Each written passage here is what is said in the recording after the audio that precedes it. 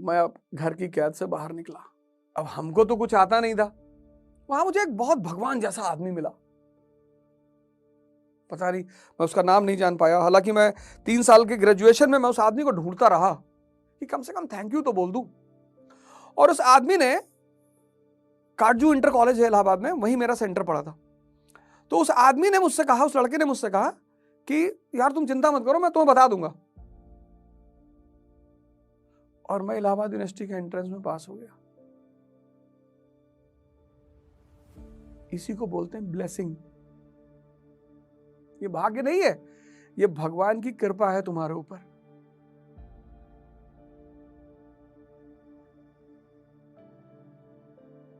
तो कहानी कहां से शुरू हुई थी कि जीवन में विघ्न जब आते हैं, सोते से हमें जगाते हैं, मन को मरोड़ते हैं पल पल, तन को झंझोरते हैं पल पल।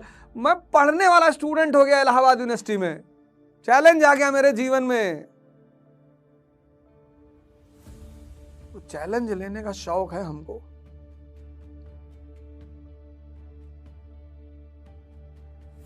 हमको बड़े उल्टे सीधे शौक है। उसमें से एक शौक है चैलेंज लेना। हार जाए तो कोई फर्क नहीं, इस जीवन में हार जैसी कोई चीज होती ही नहीं। आप कभी मोदी जी से मिले तो उनसे पूछिएगा, कभी मुकेश अंबानी से मिले तो उनसे पूछिएगा, कभी बराक ओबामा से मिले तो उनसे पूछिएगा, इस जीवन में हार जैसी कोई चीज होती ही नहीं। यह शब्द शाही वर्ग ने पैदा किया था मिडिल क्लास को डिप्रेस करने के लिए। कुछ शब्द हैं जो शाही वर्ग ने पैदा किया है। अब जीवन में मेरी चुनौती आ गई, अकेले रहना है, खाना बनाना है, पढ़ना है, और मैं जैसे ही किताब खोलूं, 4 लाइन पढ़ूं, मुझे नींद आ जाए। तब मेरे एक टीचर ने मुझसे कहा, इलाहाबाद में 2 लोग मुझे बहुत शानदार मिले। एक मिस्टर एम्पैथी। हम जब इलाहाबाद पहुंचे ग्रेजुएशन करने, तो माता जी ने कहा कि जब तक एडमिशन नहीं होता तब तक तुम मेडिकल की कोचिंग कर लो। अरे मैंने कहा हम कहां डॉक्टर बनने जा रहे हैं। बोली नहीं, कर लो।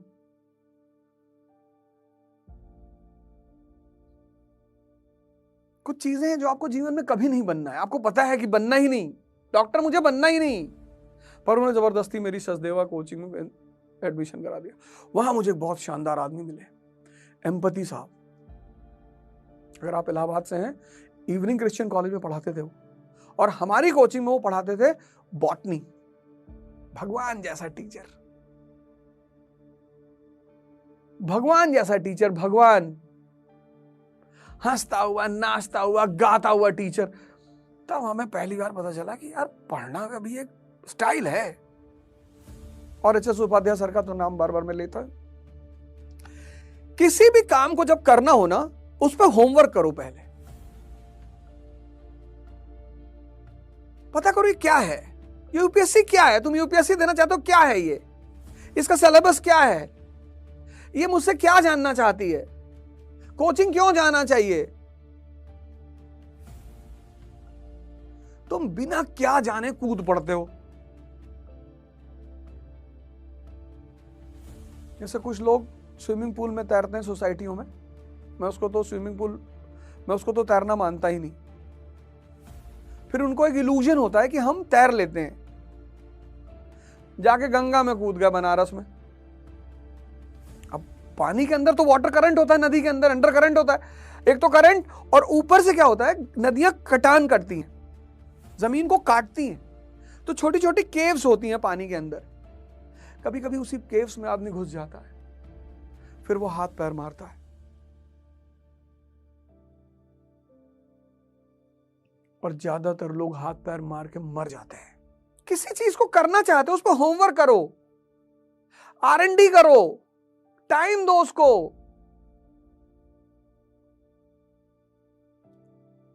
सिविल सर्विस एग्जामिनेशन भारत का एक ऐसा एग्जामिनेशन है जिसको एक ऐसा वर्ग चाहिए, एक ऐसा क्लास चाहिए जिसको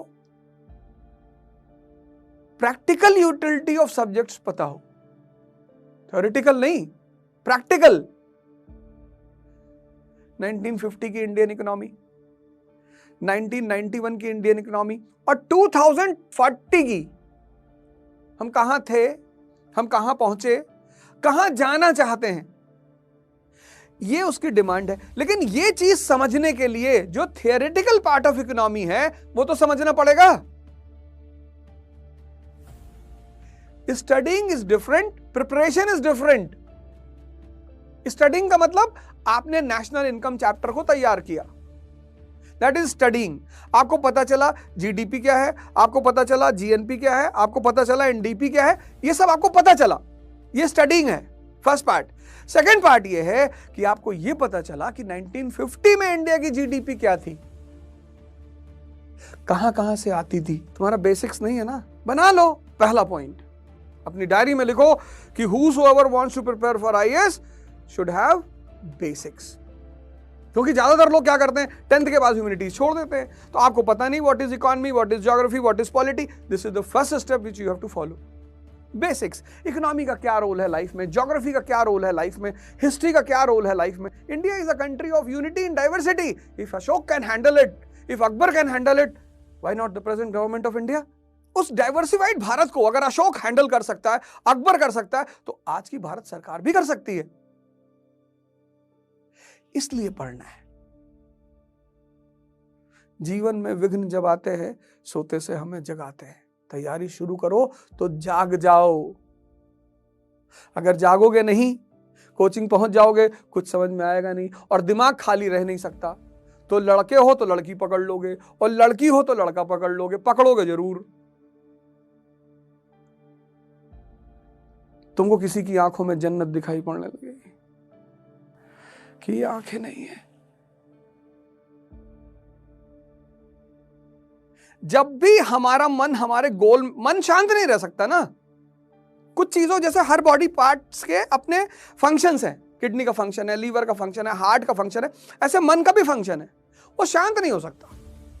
या तो कोमा में शांत होगा, या तो मरने पे शांत होगा, परमानेंट शांत हो जाएगा।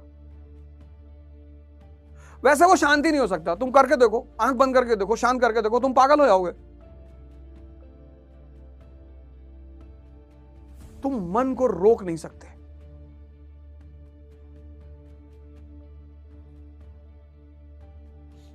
हालांकि एक तरीका है रोकने का, सांस, पर वो दूसरा मुद्दा, बाद में बात करेंगे। पहला काम करो, चुनौती को एक्सेप्ट करो, क्योंकि चुनौतियां क्या करती है, तुम्हें जगाने के लिए आती है। जीवन में विघ्न जब आते हैं सोते से हमें जगाते हैं, मन को मरोड़ते हैं पल पल। घूम रहे हो तुम राजेंद्र नगर में कि नाटो क्या है भैया, तो 12th की एनसीईआरटी पढ़ लो, contemporary world history, first world war से बताया है। तो पहला बेसिक्स तैयार करो, टाइम दो उसको, उसमें 5 से 6 महीने लगते हैं, उसको टाइम दो। IAS is a preparation of 2 years।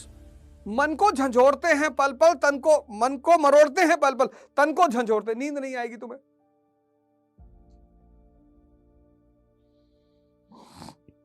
अच्छी बात है।